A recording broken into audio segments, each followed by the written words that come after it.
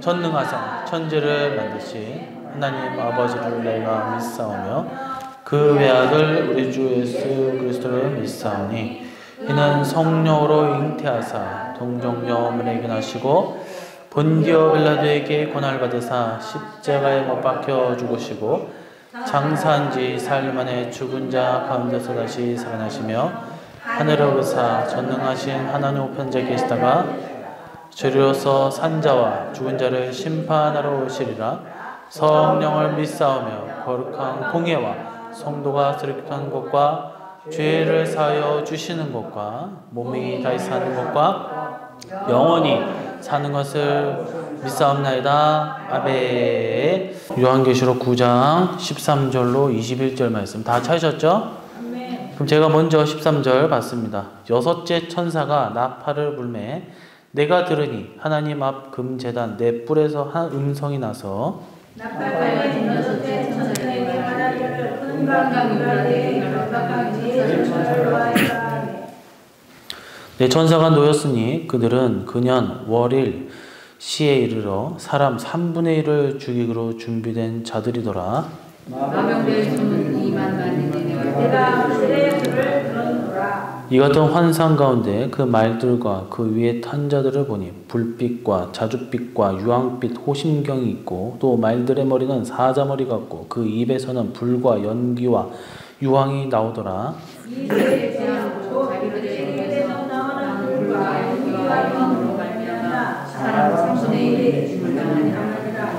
이 말들의 힘은 입과 꼬리에 있으니 꼬리는 뱀 같고 또 꼬리에 머리가 있어 이것으로 해하더라. 이 재앙에 주장하는 사람들은 손으로 행한 일을 회개하지 아니하고 여러 귀신과 공포나 벽거나 아니거나 하지 못하는 금과 물속의 부상에게 절하고 또 21절 또 그 살인과 복술과 음행과 도둑질을 회개하지 아니하더라.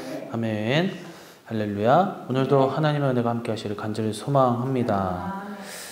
재림 종말 예언을 담고 있는 이 계시록은 이 대환란 예언이 그 중심에 있고 예수님의 재림과 그리고 천년왕국을 향해 그 내용이 전개되고 있습니다. 그래서 대환란의 예언은 크게 일곱 나팔, 7대접 재앙으로 이렇게 구분되는데 이 중에 유브라데 전쟁 재앙은 일곱 나팔 재앙 중 여섯 번째 나팔 재앙이다라고 볼 수 있습니다. 마지막 셋째 화 중 둘째 화인 유브라데 전쟁 예언은 이 최악의 전쟁이 종말 재림 직전에 있을 것을 예언하고 있습니다. 이 전쟁은 이 한마디로 말해서 인간의 이 밑바닥까지 드러내는 그런 사건이다라고 할 수 있어요. 어떤 봐주고, 그래 살려줄게. 너무 이게 아니라 어떻게 보면 이 세상에서 유일하게 합법적으로 사람을 죽일 수 있는 그 사건, 그 시간이 아마 전쟁을 갖는 것이 아닌가라는 생각이 되어집니다. 그래서 전쟁은 잔인하고 악하고 또 사람의 인간성을 다 모조리 내다버리고 오로지 죽이는 일만 하는 것이 바로 전쟁이다라고 할 수가 있겠죠. 그런데 이 대환란 말미에 나팔 재앙 여섯 번째 재앙에서 역사상 이 유례 없는 처절한 비극적 전쟁이 이룰 것을 예고하고 있어요. 성경에 예고된 것은 우리는 다 믿어야 되겠죠. 그리고 다 하나 예외가 없이 다 모든 대로 다 뜻대로 이루어지면 우리는 알아야 된다는 거예요.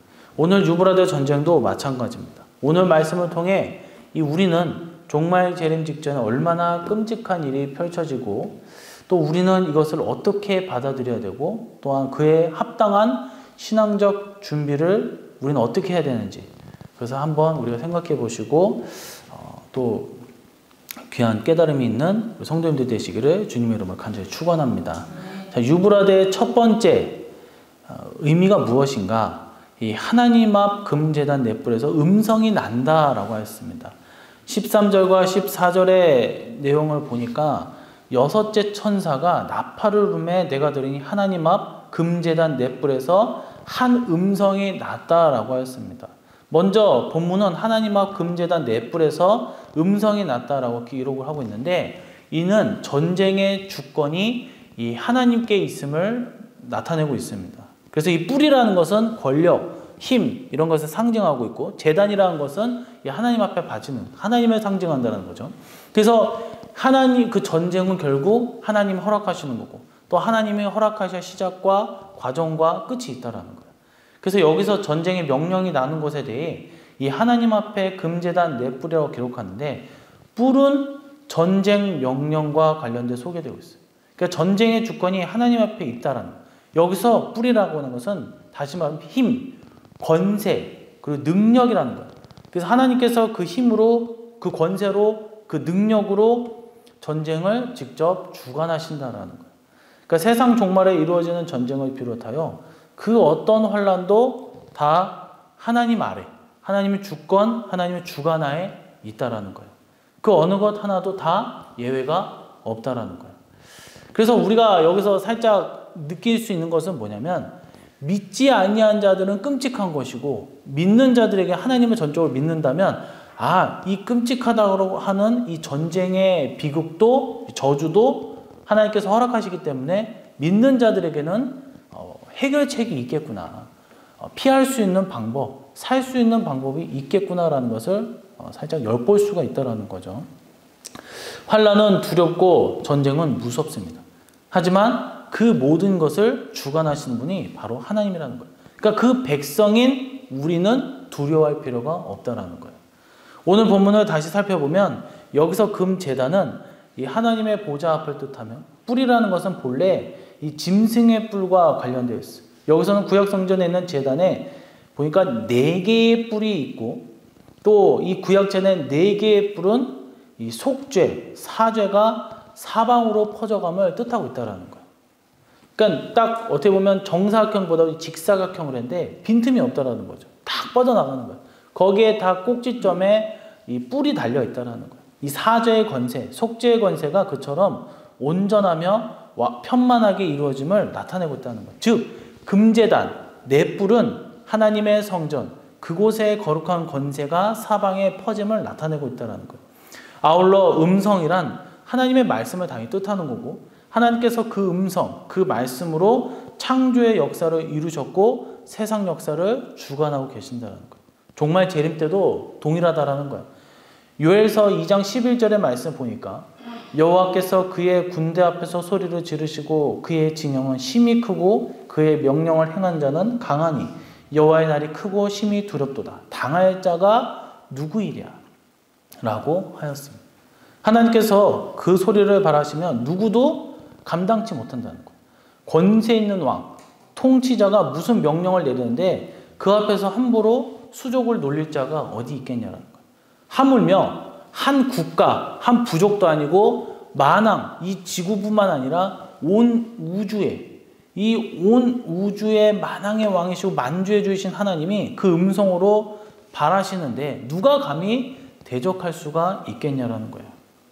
우리는 물론 대환란이라는 위기와 어려움 앞에 두려운 마음이 들기도 합니다. 하지만 그 모든 것을 주관하시는 분은 바로 여호와 하나님이시라는 거예요. 이 우주를 계속적으로 보면, 이 우주를 보면은 이 우리가 빛이 뭐 미세먼지고 뭐 공기가 오염되고 그래서 잘 보이지는 않지만 어마어마한 그 우주에는 별이 많잖아요. 뭐 심지어 과학자들이 밝힌 바에 따르면 온 세상 지구상에 있는 그 모래알보다 더 많은 게 그 별이라는 거예요. 별. 뭐 행성, 항성 모든 것을 다 합쳐봐도 이 모래알보다도 더 많다라는 거예요. 그만큼. 그런데도 불구하고 제가 정확하게 알고 있는지 모르겠지만 온 우주의 20%인가 밖에 20%? 그거보다 더 미만인 것 같은데 20%밖에 차지하지 않고 있다는 그 별들이, 그렇게 모래알보다 더 많은 별들이 우주에 그런 게 있다고, 우주 안에 20%밖에 차지하지 않다는 거예요. 어마어마하게 사람의 생각으로는 끝을 알 수 없는 우주의 크기라는. 그런데 그 우주를 만드신 분이 바로 하나님이고 그 우주를 통치하시는 분이 바로 하나님이시라는 거예요. 우리는 그분의 보호 아래 전쟁도 또한 뭐 천만인에 둘러싸여 진을 쳐서 우리를 위협한다 하더라도 우리는 두려워하지 않는 믿음으로 살 수 있어야 될 줄로 믿습니다. 사무엘상 17장 42절에서 47절의 말씀을 보시면 우리가 너무나도 잘 아는 내용이 있어요. 바로 뭐예요? 다윗과 골리앗의 싸움이에요. 이 둘의 싸움은 사실상 상대가 되지 않는 싸움입니다. 뭐 덩치가 크고 뭐 자금도 마찬가지지만 한쪽은 수년간 어떤 전투 민족으로서 항상 선봉자로서 적들을 물리치는 이 훈련받은, 오늘날 말하면 특수부대의 특전사. 뭐 해병대라고 하면 막 그런 훈련. 한쪽은 뭐예요? 그냥 목동이에요, 그냥. 양을 치던 양치기란 말이에요. 어떻게 상대가 될 수 있어요? 크고 작음도 있고 서로 살아온 그 훈련 과정도 다르고 하나는 철저한 군인이고 하나는 그냥 일반인이란 말이에요. 그런데 이 둘이 싸웠을 때 당연히 누가 이겼어요?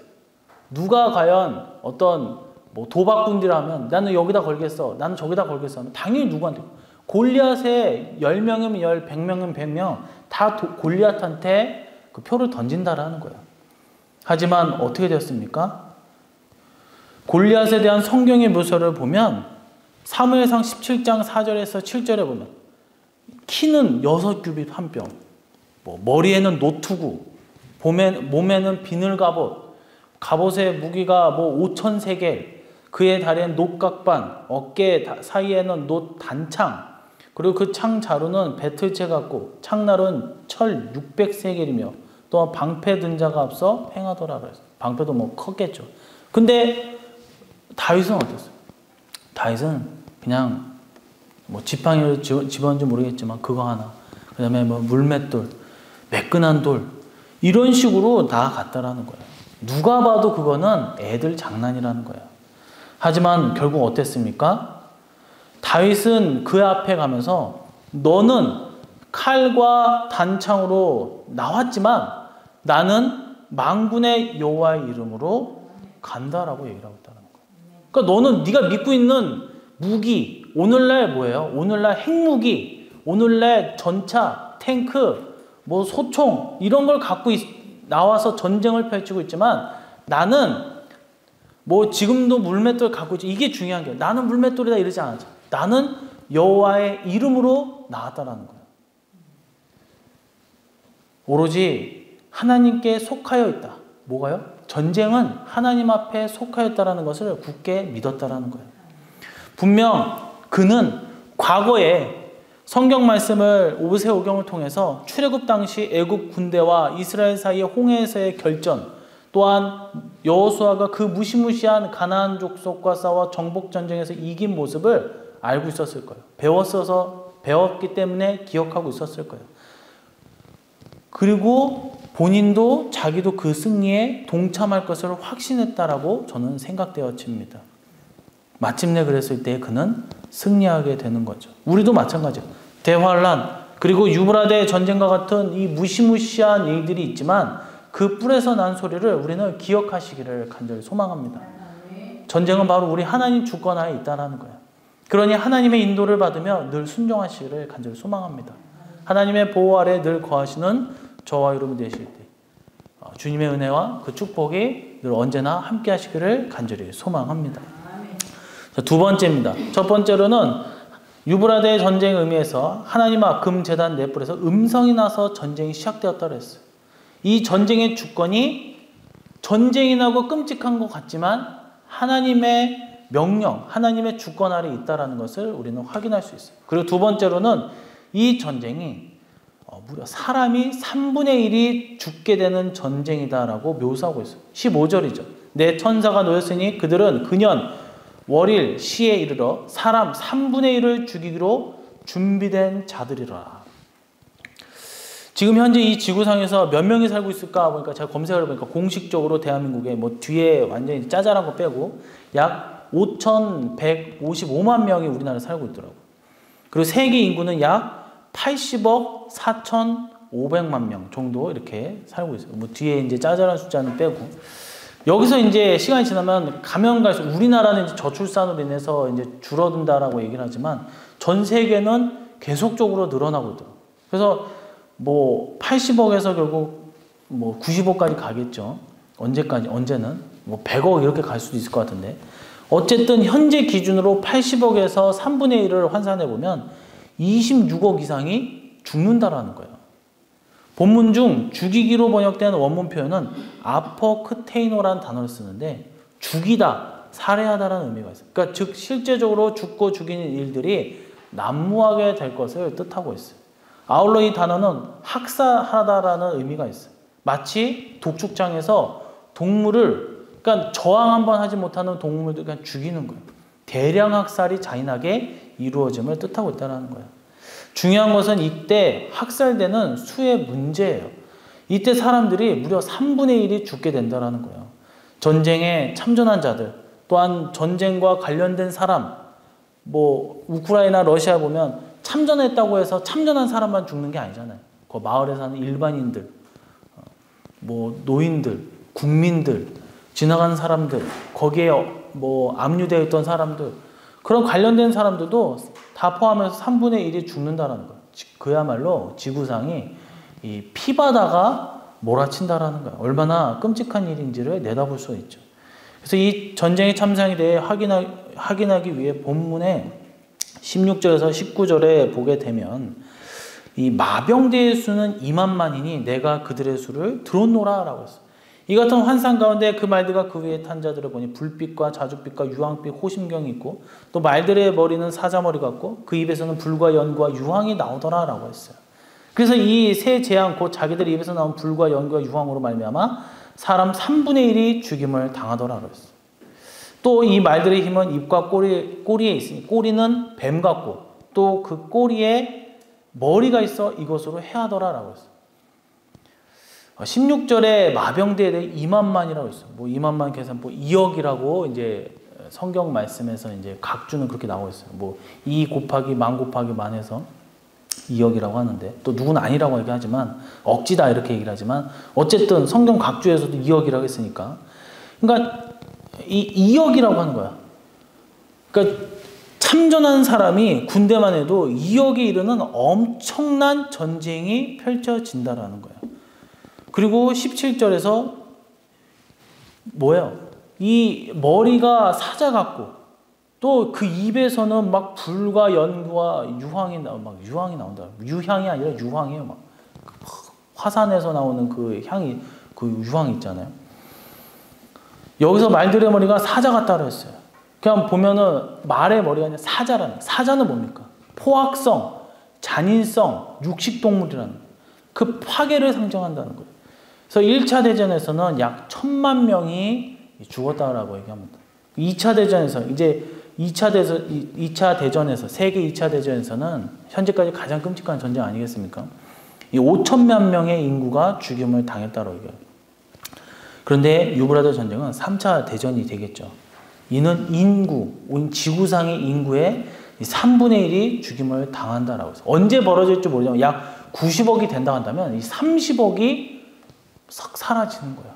그 30억의 시체는 다 어디 있겠냐라는 거예요. 실로 무시무시한 전쟁이 아닌가 생각되어집니다.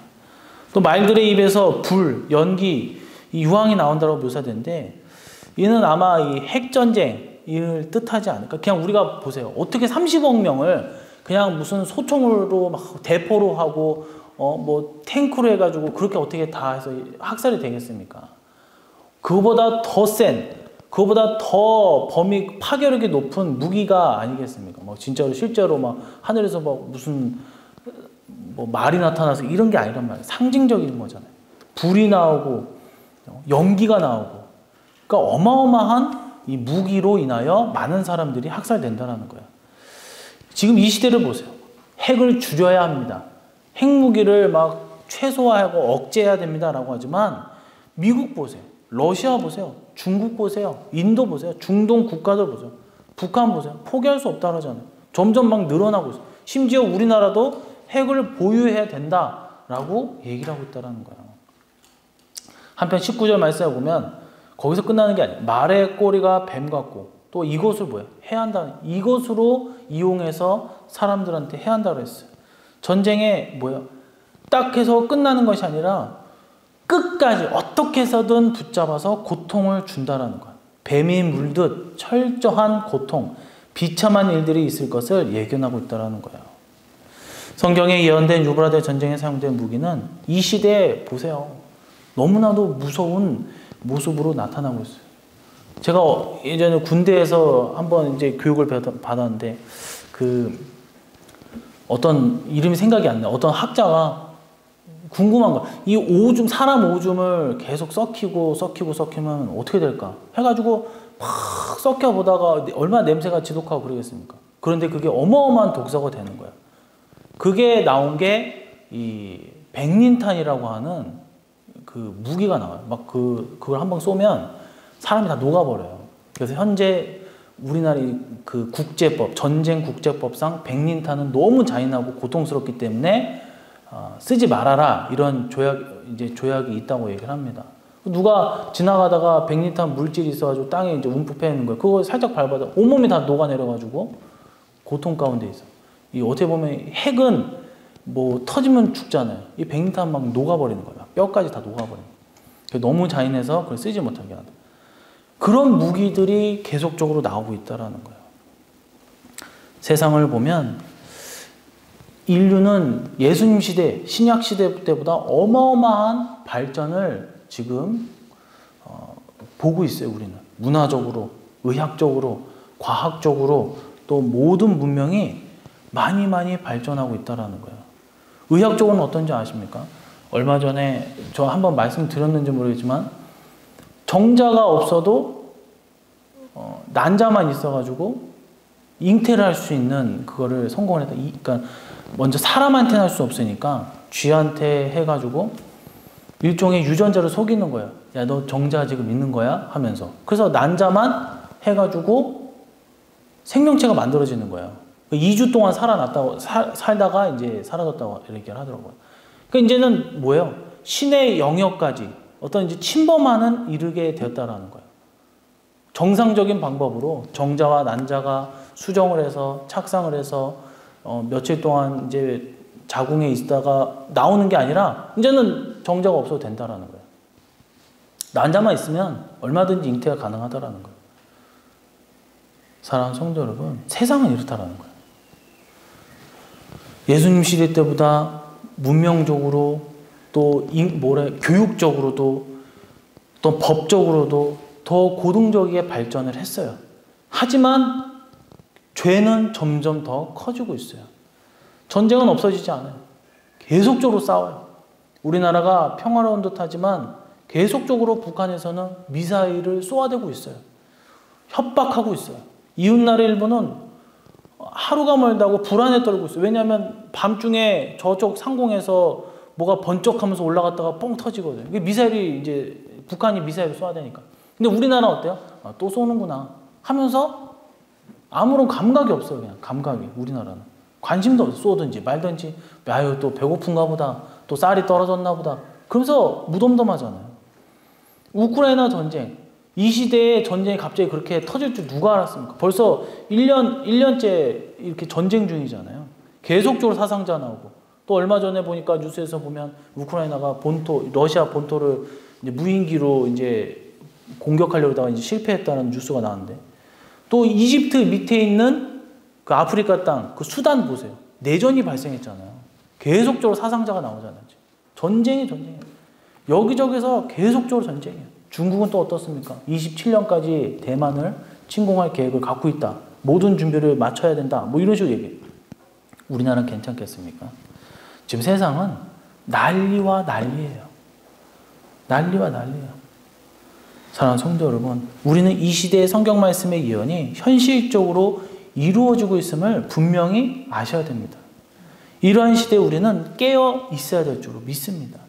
주님께서 말씀하시는 거예요. 이 시대에 징조를 뚜렷하게 보고 우리의 신앙을 견고하게 다져서 분별할 줄 아는 주님의 자녀가 되라는 거예요.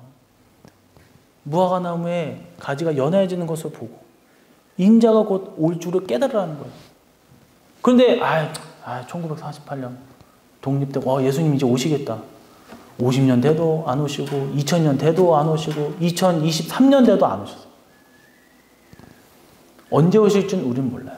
하지만 그날과 그 시는 알 수 없지만 그 징조를 보며 그 사인을 보며 이제 곧 임박했음을 깨달으시고 날마다 더욱더 믿음으로 신앙을 지켜나가는 주님의 자녀들이 되시기를 주님의 이름으로 간절히 축원합니다.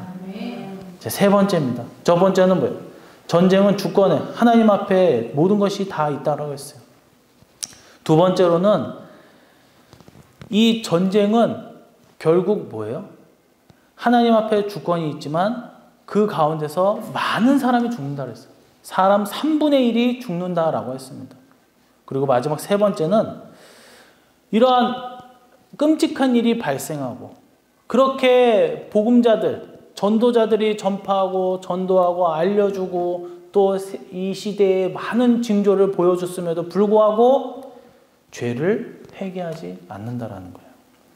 20절과 21절에 보니까 이 재앙에 뭐예요? 죽지 않고, 그러니까 제가 볼 때는 예를 들어 80억 중에 26억이 죽었어요. 나머지 뭐 90억이라면 30억이 죽고 이제 60억이 남았어요. 어마어마한 이거는 큰 사건이잖아요. 우크라이나 전쟁 나도 충격이 큰데 30억이 죽었단 말이에요. 그래서 이 재앙에 죽지 않고 남은 사람들은 어떻게 할까? 아, 이제 때가 되었구나 라면서 회개하고 더 신앙생활을 열심히 해야 되는데 여기 보니까 손으로 행한 일을 그러니까 죄를 지은 것에 대해서 회개하지 아니하고 오히려 뭐예요? 더 여러 귀신과 또는 보거나 듣거나 다니거나 하지 아니하는 금, 은, 동, 목석의 우상에게 절하고 또 그 살인과 복술과 음행과 도둑질을 회개하지 아니하니라 라고 얘기했다는 거예요. 뭐 저는 이렇게 생각해요. 더러는 야 이거 어떻게 이 어두운 시대 속에서 어떻게 살아야 됩니까? 목사님을 찾아가고 신앙생활을 하고 교회를 찾아가는 게 아니라 점쟁이를 찾아가고 무당을 찾아가고 구슬에서 이 전쟁의 여파가 터지지 않게 해달라 이런 식으로 한다라는 거예요. 본문 중 20절을 보면 회개하지 아니하고라는 표현이 있어요. 이 중에 아니하고 회개하지 아니하고라는 이 번역된 헬라어 원문은 우데라는 단어. 이는 어느 그 무엇도 아니다라는 걸 갖고 있어요. 이는 어떤 방면으로도 회개하려고 하지 않는다라는 거예요.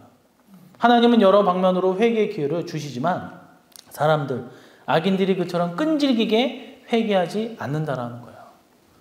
이 노아의 시대 때도 보세요. 방주를 지을 때 오늘날 조선소에서 뭐 그런 첨단 기술로 만드는 것도 뭐 몇 개월 걸린다고 얘기하는데 그것도 노아의 가족들만 그 어마어마한 큰 방주를 짓는데 뭐 1개월 만에 1년 만에 짓겠습니까? 그 기간 동안 회개할 수 있는 정말 하나님께서 돌아와라 인류 죄를 짓고 있는 인류들아 돌아와라 주는 거예요. 그래서 방주에 타라 기회를 주시는 거예요. 그 방주의 문은 열려 있는 거예요. 교회의 문은 열려 있는 거예요. 그런데 회개하지 않잖아요. 결국 그 안에 들어가는 건 노아의 가족 외에는 들어가지 않았다는 거예요. 사람만 표현했을 때는 노아의 가족 외에는 아무도 들어가지 않았어요. 끝까지 회개하지 않았어요. 마지막 때도 마찬가지입니다.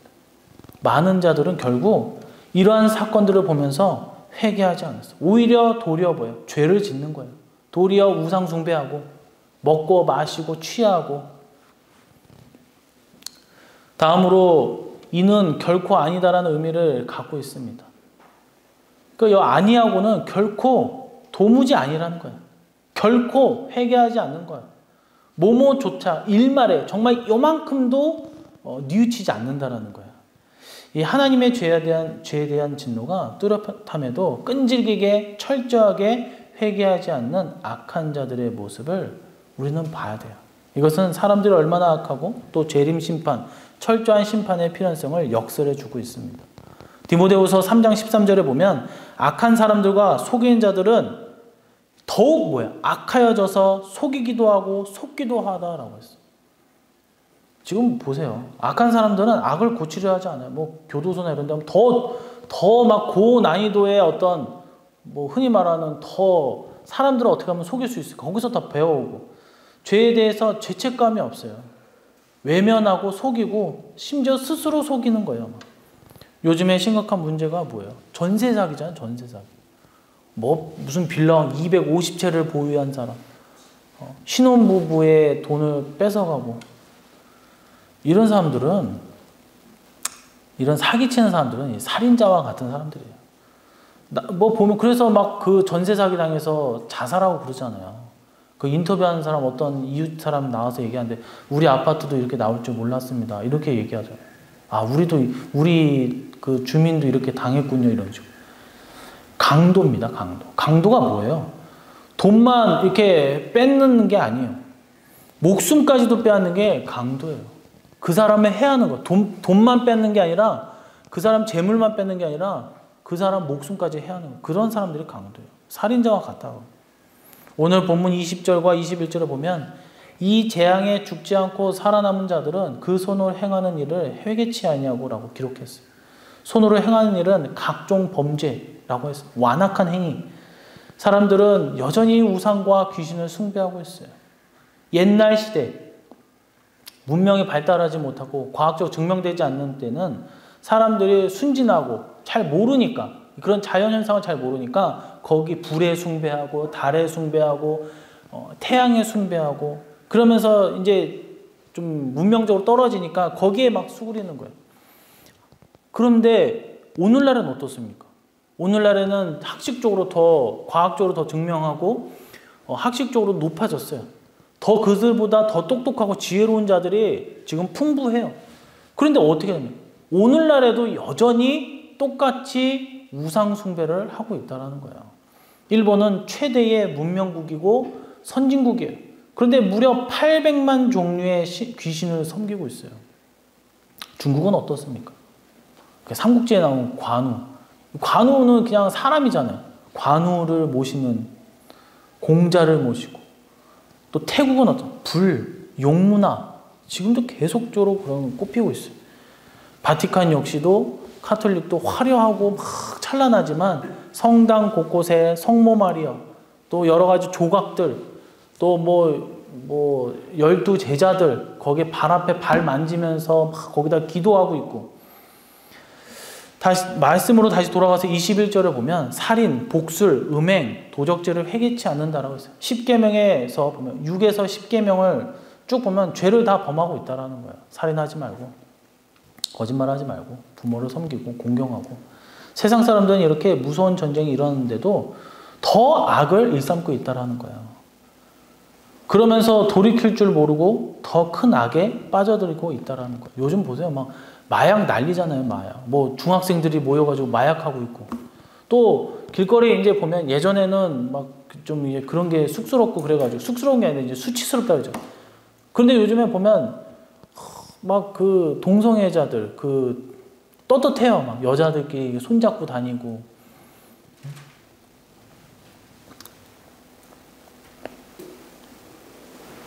돌이킬 줄 모르고 더 큰 악에 빠져들고 있다는 거예요. 이렇게 대접 재앙, 즉 재림 심판 재앙은 결국 올 수밖에 없다는 거예요. 세상이 고통 중에 들어가고 하나님의 심판을 피할 수 없는 것은 그 죄악, 거짓, 불의 때문에 그렇습니다. 특히 종말 재림 직전 그 모든 죄의 중심에 있는 무리가 있는데 바로 카톨릭이잖아요. 매번 말씀을 드리는 거지만 카톨릭의 죄는 단지 어제 오늘 사건이 아니에요. 그들의 죄악은 파헤치면 너무나 깊고 너무나 넓게 퍼져져 있어요. 삼위일체 교리, 성삼위일체, 성부, 성자, 성령. 여기에 이게 기본 중에 기본인데 거기 하나 더해서 성모 마리아 딱 껴버리고, 또한 종교다원주의로 예수님만 십자가만 구원이 있는 것이 아니에요. 우리 것만 주장하지 않겠다. 사랑하는 성도 여러분, 약한 자들은 더 악을 쌓고 회개하지 않습니다. 그와 같은 모습이 종말 대환란 때는 어떻게 됩니까? 더 심각해진다는 거예요. 우리는 이를 똑똑히 보며 우리 자신들의 신앙만 아니라 우리의 삶도 돌이키며 바로 세우시기를 간절히 소망합니다. 유브라데 전쟁이란 끔찍한 하나님의 진노이고 회개치 않는 사람들의 모습을 보며 그 결과물이에요. 우리의 삶, 우리의 행위를 우리 스스로 돌아보면서 여기에 우리가 참여하고 희생되는 것이 아니라 여기에서 승리하는 자들이 되시기를 간절히 소망합니다. 말씀을 맺도록 하겠습니다. 저번 시간에는 황충의 재앙, 그리고 이번에는 두 번째 유브라데 전쟁을 우리가 살펴봤는데 이 전쟁의 주권은 오직 하나님 앞에 있다라는 거예요. 마귀가 일으키는 것이 아니라 하나님께서 천사들을 통해서 명령하시는 거예요. 그 엄청난 학살과 살육이 있는 무시무시한 저주와도 같은 그런 전쟁 속에서 우리는 두려워할 필요도 없고 우리가 거기에 말려들 필요도 없는 것은 바로 하나님께서 우리를 철저하게 보호하시고 하나님께서 우리를 이끌어 세워주실 줄로 믿기 때문입니다. 이 모든 일은 재림이 임박했다라는 거예요. 우리는 주님을 만날 준비를 해야 된다라는 거예요. 주님 앞에 바로 서고자 악을 멀리하고 진리 가운데 서서 의로운 삶을 사시기를 간절히 소망합니다. 이것이 유브라데 전쟁 예언을 통해 성도가 간직해야 할 바른 신앙의 자세임을 우리는 늘 마음판에 기록하고 믿음의 신앙인이 되시기를 주님의 이름으로 축원해드리며 우리 다 같이 기도하도록 하겠습니다. 오늘은 지난 시간에 이어 계시록에 나온 유브라데 전쟁의 의미에 대해서 우리가 살펴보았습니다. 종말의 두 번째 말씀의 장, 오늘날 이 시대를 바라보면서 얼마나 때가 가까이 왔는지 다시 한번 오늘 말씀과 대입하며 생각하게 하시오. 주님의 길을 예비하게 하시고 말씀 중심으로 믿음으로 굳건하게 세워나가는 주님의 참된 제자들, 믿음의 지체들이 될 수 있도록 은혜를 달라고 이 시간 주여 삼창 부르시고 말씀을 생각하며 기도하도록 하겠습니다. 우리를 위해 십자가 펴려 돌아가시고 우편에 앉아 계신 주님의 거룩한 은혜와 전능하시고 은혜로우신 성부 하나님의 놀라우신 사랑과 그 계획하심 속에 또한 우리를 내주하시고 우리를 거룩한 길로 인도해 주시는 성령님의 인도하심으로 아무리 무서운 마지막 전쟁이 임하여 3분의 1이 죽는 끔찍한 저주와 같은 유브라데 전쟁이 임한다 하더라도 주님이 가르쳐 주신 진리의 말씀으로 영분별의 능력으로 회개치 않는 자들과 구별되어져 생명책에 기록되어 전쟁에서 승리하는 놀라운 은혜와 그 축복의 역사하심과 또한 이 땅에서 주시는 삶 속에 형통함과 축복하심이 우리 성도님들 머리 위에 그리고 가정과 교회 더 나아가 사업과 우리 주변 사회까지 영원토록 함께 있을지어다. 아멘.